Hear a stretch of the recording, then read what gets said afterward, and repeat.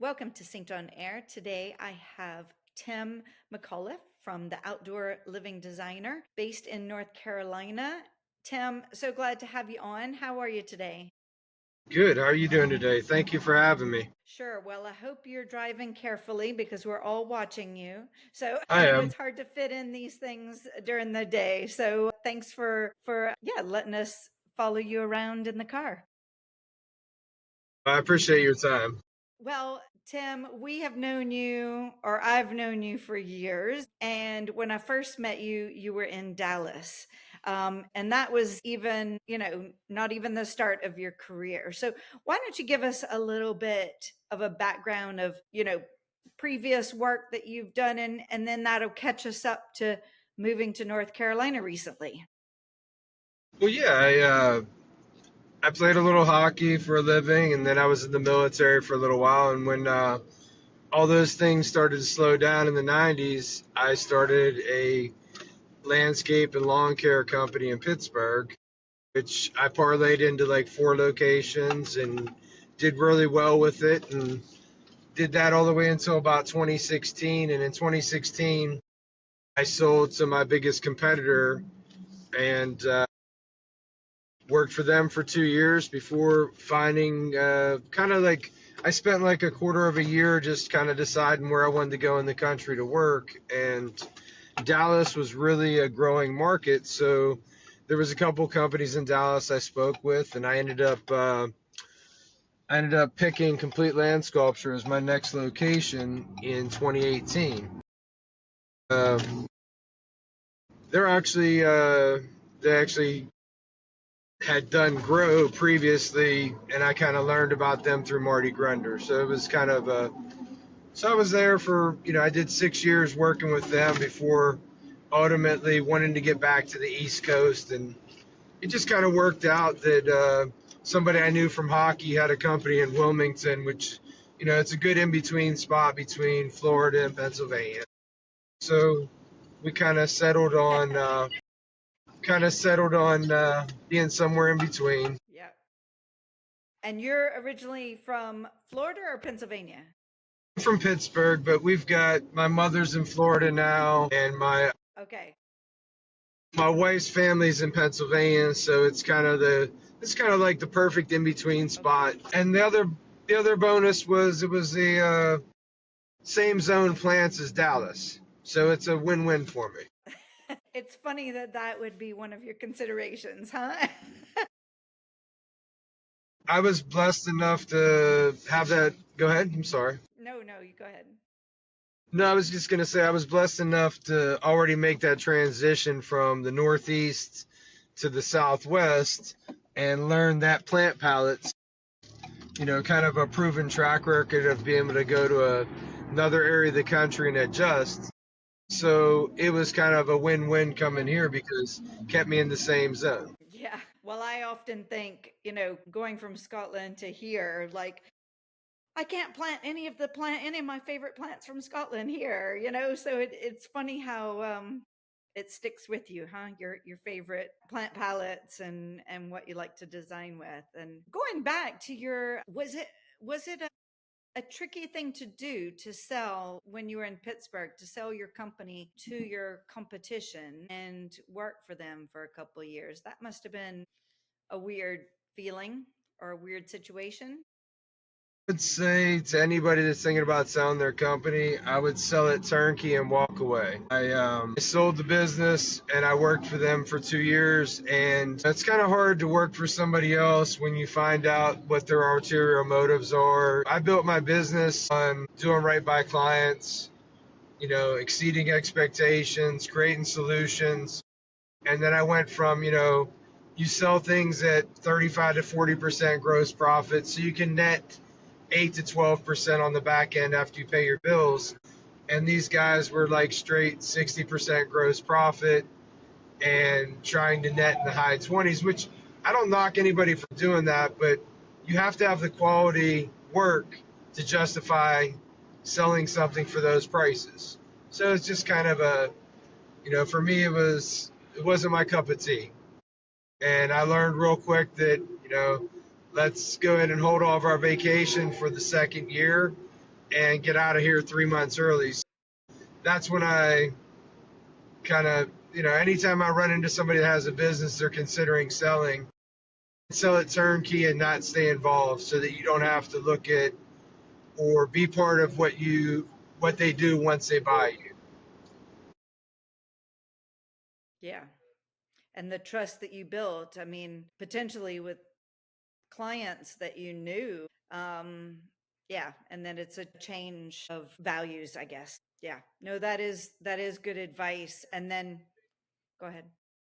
Well, I was just going to say, like, when you build a book of business over 14, 15 years, you build it on relationships versus transactions. And when you transition to selling your business to somebody, your expectation should be that they're going to follow through and take care of those people like their family. It's going to be you're going to continue that relationship. And it wasn't that case. So, your name and your reputation are on that even when you sell it. So you kind of go, wow, it's a little disappointing. Yeah.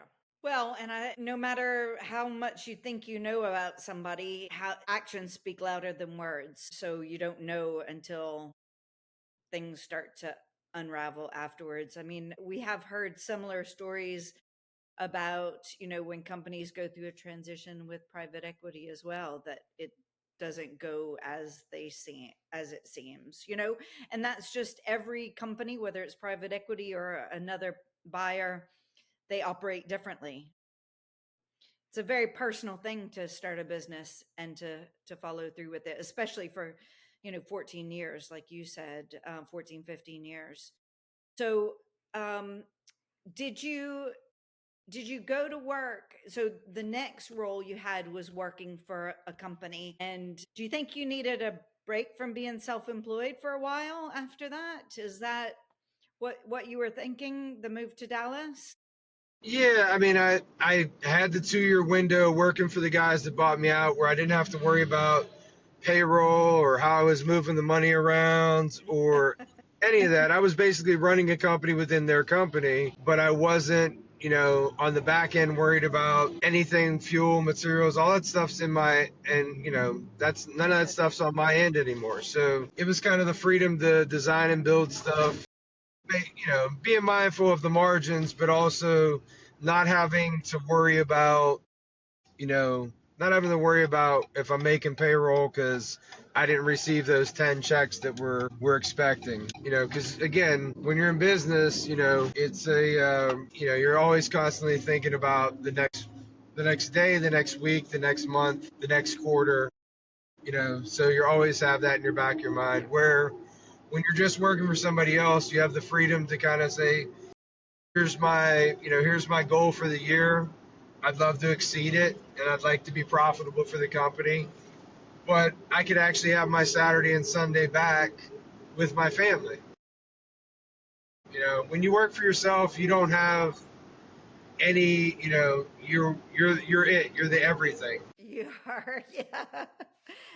But you've gone back into it. Yeah. I think there's that business owner in you that, especially, you've learned every job you take, whether it's running a business or working for somebody else, you're learning all the time. And I think that, yeah, you were being called back to run your own business again.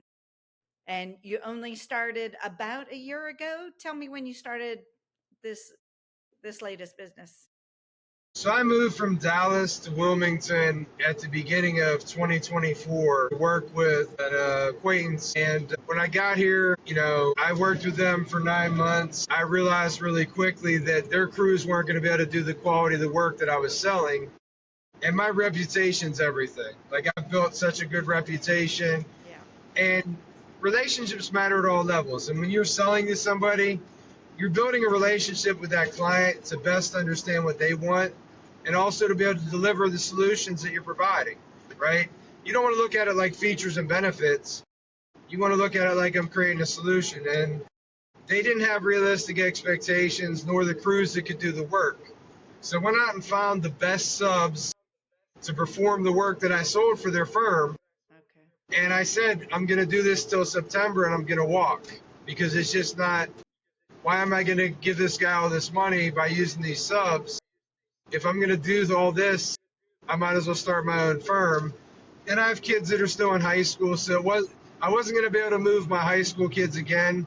So it was either suck it up, finish the 2-year contract with him, or go my separate way and start something that I can control the quality and I can build something really new and exciting. And that's what we did in September of 24. We started the Outdoor Living Designer.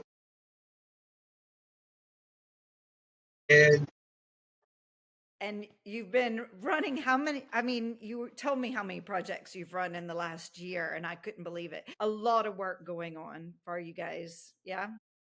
yes, I mean, currently right now we have 8 projects in progress. I've got 12 projects on my backlog, and I'm going to scale to probably around 5 million this year. It's going to fall somewhere between 3 to 5 million. I'd love to hit that $5 million mark, but I think we're going to be somewhere in between in the sweet spot. Very impressive after a year. So, I mean, that's a testament to your organization skills, your your project management, how you deal with people. It says so much for getting up and running that quickly with design and build. So, really impressed. And part of this podcast is going to feed into our next issue where we're featuring you as industry leader. I think you have so much to be proud of, and just recently saw you at the Elevate conference in Phoenix as well, where you got so many awards. Yeah, it's I don't know if it's they kind of said it was unprecedented that one company, a small firm, could win 14 awards in 1 year. We never thought in a million years that we were going to win everything we submitted. In Texas, I would submit my top 3 or my top 4, and they would win, but they were all like beautiful, high-end, full-scale projects. Some of these were smaller scale projects, but customer first, client first.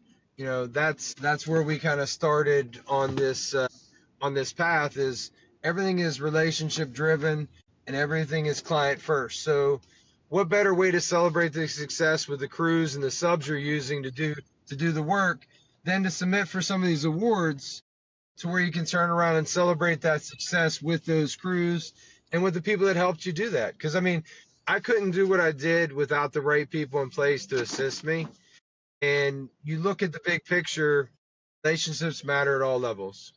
Like, it's not just a slogan or a saying.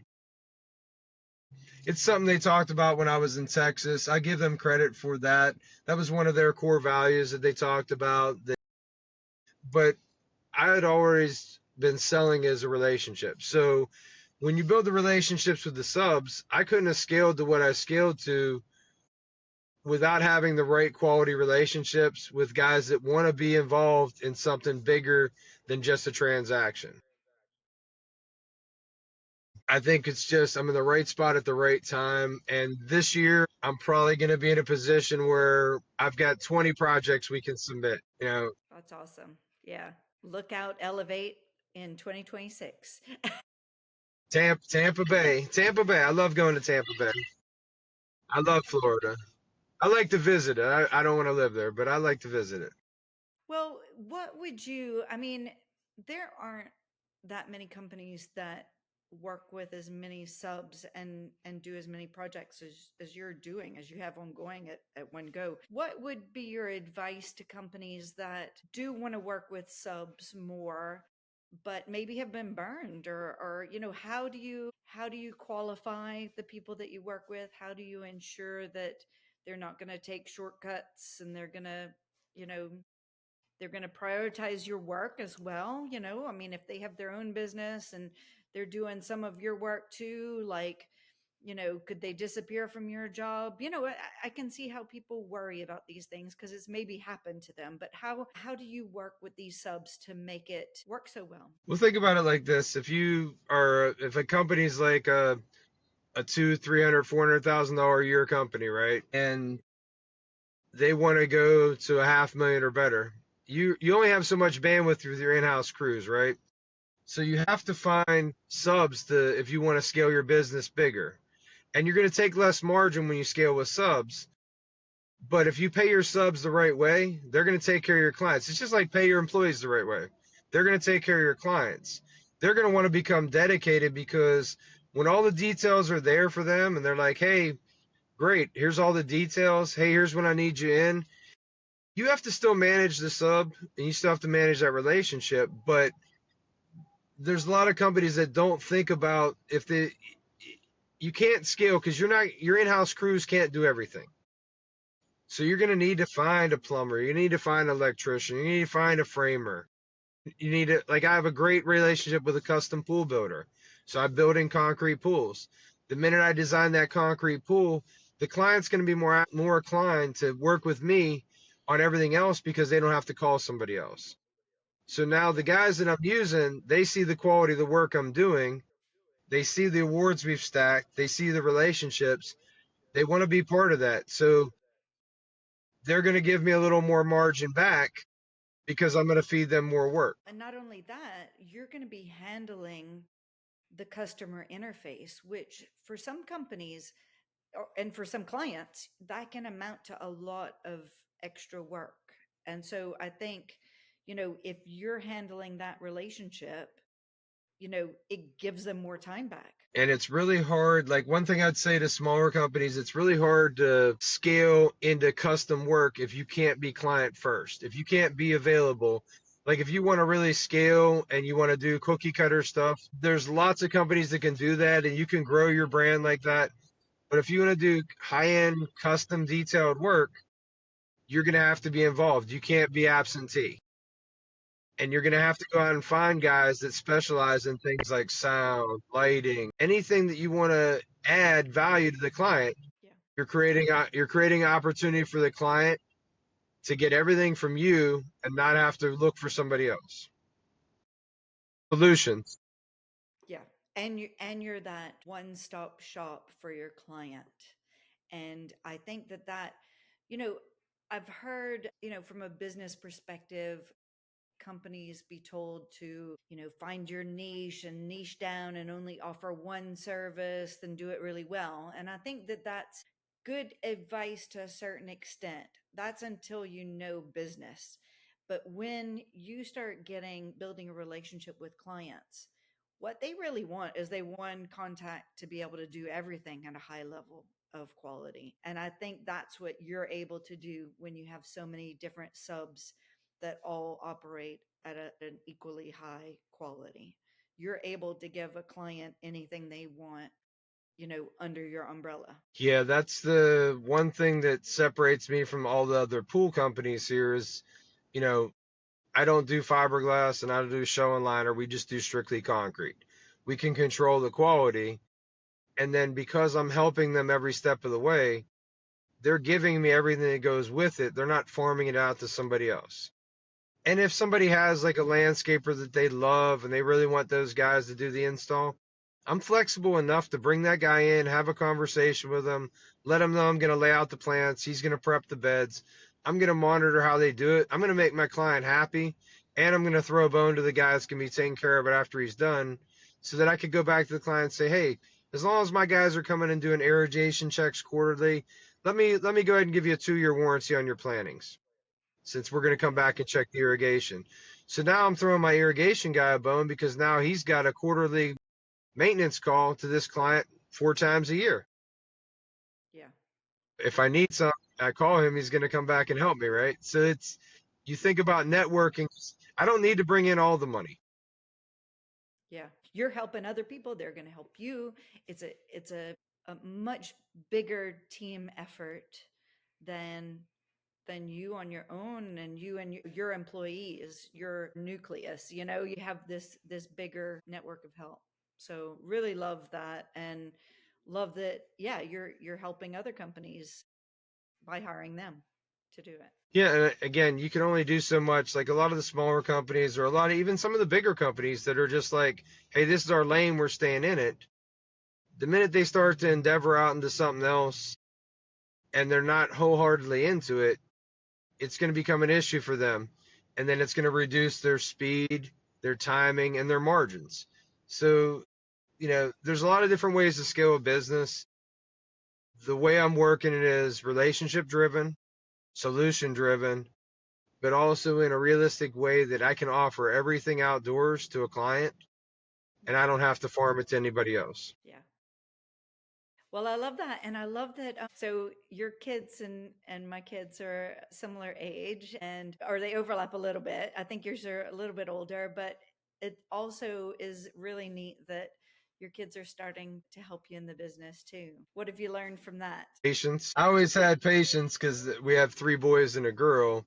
But, right now, it's the trying to wake them up. It's trying to get them out the door. It's trying to set like, I'm not going to lie to you and tell you it's all hearts and flowers. It isn't. It's, these teenage boys, they see their friends have been handed so many things, and I'm old school. I'm Generation X, so I look at things like you're going to work for your stuff, you're going to be responsible, you know, you're going to be polite, you're going to be very, you're going to be very client oriented when we work together. So Yeah. and it's also making them work with the crews so they could also learn things because, I want to make my son a full time project manager, but I want him to earn his way to it. I don't want to hand him anything.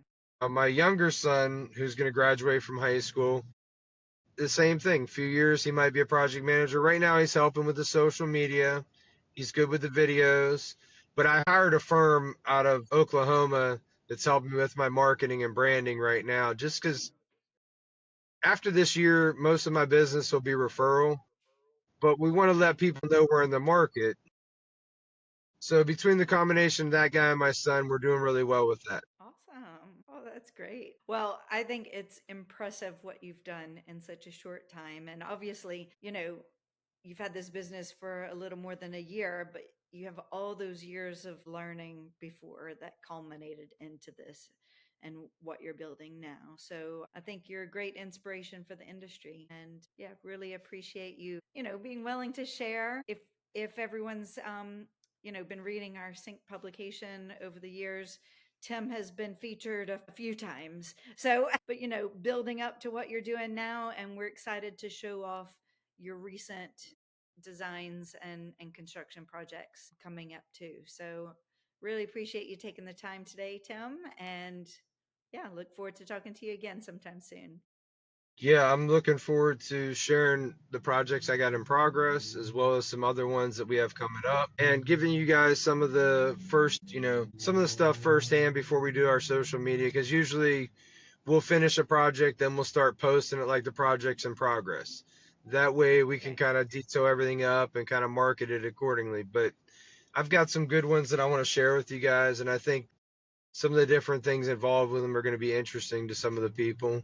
And I'm even working on a collaboration with your guys out of South Carolina on something too. So I'm working through some different things right now, and I've got a lot on my plate. Awesome. But I'm always willing to share with you guys because I love what you're doing. I think it's great for the industry. I think it's a good it's a good alternative than just being funneled into one basket, being able to see the lens through other people's eyes, and I think it's nice. I like it. I like all the stuff you guys Awesome. do. It's been great. Thank you. Thank you. Well, we're excited to show off those projects. So keep them coming and yeah, look forward to seeing them. Thanks, Tim. Well, thank you. I appreciate your time. Okay, take care. Talk to you So, soon. bye. Bye.